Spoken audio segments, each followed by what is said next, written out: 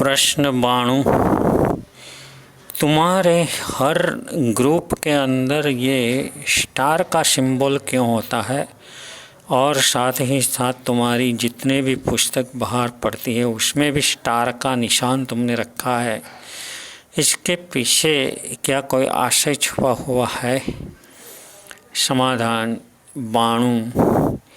हाँ, इसके पीछे तो हमारा एक बहुत बड़ा आशय छुपा हुआ है। ये ध्रुव का तारा है। ध्रुव का मतलब है निश्चल, जो चलायमान नहीं हो ऐसा तारा। दूसरे जो तारा है वो सब कोई तारा नहीं मगर तारा का विमान है। वो मेरु पर्वत को प्रदक्षिणा देते घूमते रहते हैं। अरे कई तारा तो ये ध्रुव तारक को भी प्रदक्षिणा देते रहते हैं, मगर वो प्रदक्षिणा नहीं दे रहा है। यानी ये ध्रुव यानी निश्चल है। तो यहाँ पर हम जो प्रश्नोत्तर लिख रहे हैं वो महापुरुषों के बनाए हुए आधार ग्रंथों के आधार से जवाब देने का प्रयत्न कर रहे हैं।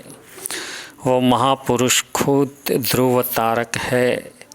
उन्होंने बनाए हुए शास्त्रों भी ध्रुव तारक है। यानी कि कोई मार्ग भूल चुका हो, भटक चुका हो, तो ये ध्रुव तारा यानी उत्तर दिशा बताने वाला ये तारा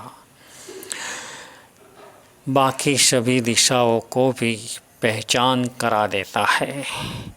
हम दीवादांडी इसलिए नहीं रखते कि दीवादांडी सिर्फ सागर के लोगों को ही काम लगती है, उसको ही मार्गदर्शक बनती है। होका यंत्र भी वहाँ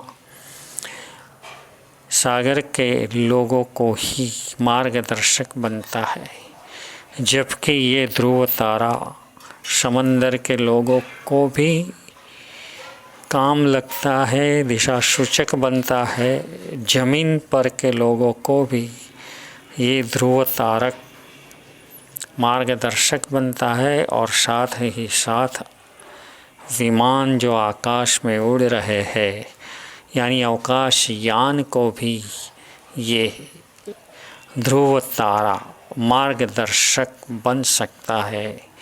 तो हमारे जितने भी महापुरुषों के ग्रंथों के आधार यहाँ पर लिखा गया है वो एक ध्रुव तारक है, सन्मार्गदर्शक है।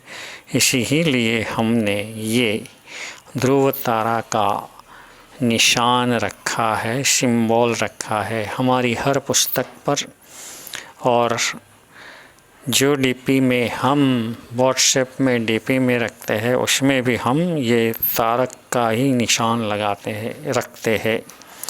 हालांकि मुझे सूरत के एक 8-9 साल के बच्चे ने भी प्रश्न पूछा था कि ये तारा ही क्यों रखते हो, और अभी भी मुझे 8-10 लोगों ने भी प्रश्न पूछा कि तारा के पीछे तुम्हारा कोई आशय छुपा हुआ है।